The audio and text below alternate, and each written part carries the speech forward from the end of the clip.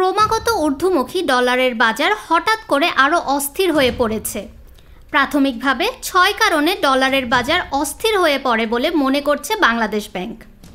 জানুয়ারি মাস থেকে ডলারের বাজার স্থিতিশীল হবে বলে মনে করেন কেন্দ্রীয় নিয়ন্ত্রণ সংস্থার কর্মকর্তারা।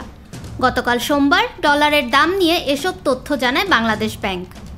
কেন্দ্রীয় ব্যাংক জানায়, বছরের সমাপনী মাস ডিসেম্বর হওয়ায় এ কারণে নানা ধরনের ঋণ পরিশোধনের ভ্যালু ডেট পড়ে, ফলে পেমেন্ট শিডিউলে বৈদেশিক মুদ্রা বাজারে ডলারের চাহিদা বাড়ে।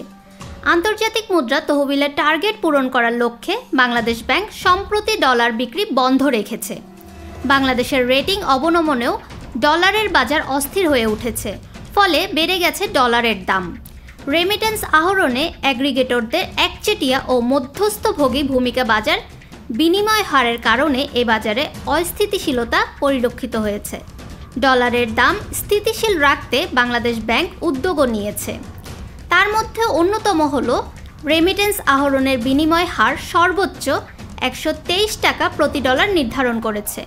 ফলে নতুন বছরের নতুন মাসের শুরুতে ডলার বাজার স্থিতিশীল হয়ে আসবে বলে মনে করছে বাংলাদেশ ব্যাংক। ফাহমিদা বিনতে আনোয়ার, নিরপেক্ষ নিউজ ডেস্ক, ঢাকা।